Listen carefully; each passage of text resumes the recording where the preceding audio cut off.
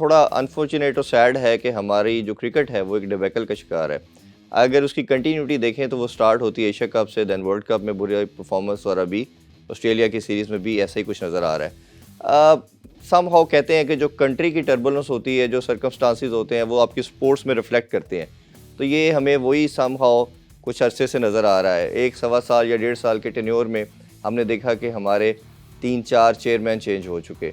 उसके बाद जब चेयरमैन जाता है तो पूरी मैनेजमेंट और थिंक टैंक भी चेंज हो जाता है। अभी करंट सीरीज़ के हवाले से बात करें तो ओबियसली बाबर आजम को जब तीनों फॉर्मेट में से कप्तानी उनसे ली गई, टेस्ट में उन्होंने खुद छोड़ी, तो उसके बाद हमने देखा कि नए कैप्टन शान मसूद आए, इंटेंट की बात की, एग्रेसिव अप्रोच की बात की। इसी के साथ साथ अगर हम मज़ीद देखें तो Mohammad Hafeez as a director के रोल में आए, एज ए हेड कोच के रोल में आए, उन्होंने भी सेम यही बात की।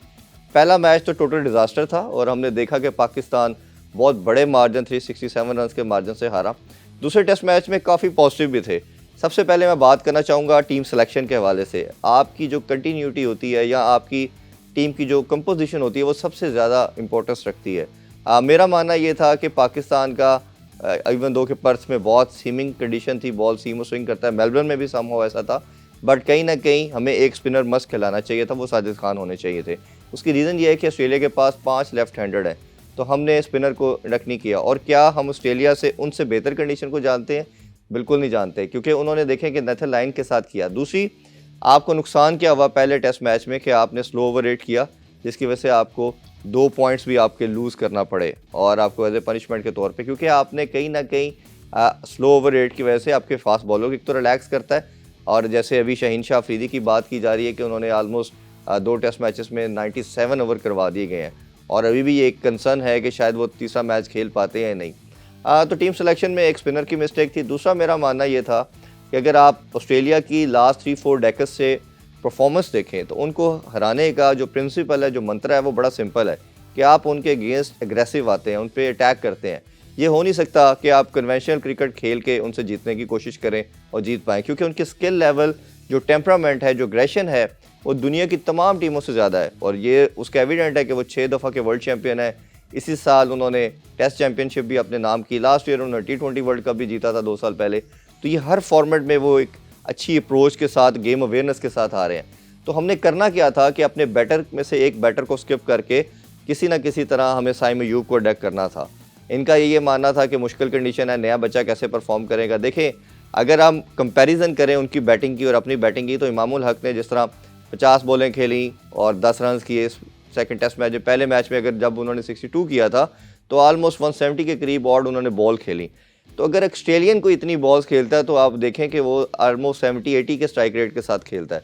तो हम कहाँ पे खड़े थे? तो एज ए ओपोजिशन ऑस्ट्रेलिया क्या सोचते हैं कि ऐसा बैटर हमें हर्ट नहीं कर रहा, वो डेंट नहीं कर रहा, वो अगर विकेट पे खड़ा भी है तो उससे कोई हार्म नहीं हमें पहुंच रहा। तो ये एज ए ओपोजिशन आपके लिए एक माइंडसेट, ये ऐसा ज़रूर अप्रोच होनी चाहिए कि आपकी ओपोजिशन आपसे स्केर्ड हो, वो आपके कहीं ना कहीं उनके अंदर ये एलिमेंट आए कि ये विकेट पे खड़ा रहेगा तो हमसे गेम अवे ले लेगा। समहाउ शान मसूद की कैप्टनसी को प्रेस करना चाहिए, बड़ा ज़बरदस्त खेले, इंटेंट नज़र आई, पॉजिटिव नज़र आए, और कप्तानी भी उन्होंने काफ़ी बेहतर की। बट मेरा ख्याल है कि अगर प्लेइंग 11 अच्छी सेलेक्ट कर ली जाती तो बेनिफिट होता। अच्छी चीज़ ये है कि तीसरे मैच जो सिडनी में खेला जाएगा, एक तो उसकी कंडीशन जो है वो सम हाउ सब कॉन्टिनेंट की तरह की है, लो बाउंस है, बॉल स्पिन भी करता है। तो मेरे ज़राए के मुताबिक साइम अयूब का तो डिक्लेयर भी हो चुका है कि वो खेलेंगे इमामुल हक की जगह, और साजिद खान भी हसन अली की जगह खेलेंगे। तो ये बड़ा एक पॉजिटिव साइंस है, और अगर इन्हीं के साथ पाकिस्तान जाते हैं और इंटेंट थोड़ा पॉजिटिव रखते हैं। लास्टली मैं कहना चाहूँगा बाबर आजम का काफ़ी ज़्यादा हमें उनकी बैड फॉर्म का नुकसान हो रहा है। जब हम देख रहे हैं कि वो रन्स नहीं कर पा रहे, इस साल उनकी 22 की एवरेज है रेड बॉल में। इसी तरह इतना प्रोलिफिक किस्म का उनका कैरियर है, और अभी तक कभी वो मैन ऑफ सीरीज़ नहीं हो पाए टेस्ट मैचेस में। तो ये भी एक बहुत बड़ा पाकिस्तान के लिए और ख़ुद उनके लिए बड़ा एक, मेरा ख्याल है कि वेयर्ड ये एक चीज़ है। और मेरा ख्याल है अगर पाकिस्तान ने सक्सेस हासिल करनी है तो बाबर आजम को रन करने होंगे, और पाकिस्तान की विक्ट्री में जैसे शहीन की बात की जाती है कि हमारे पेस को वो लीड करते हैं, इसी तरह Babar Azam as a number 1 batter हमारी बैटिंग लाइनअप को लीड करते हैं।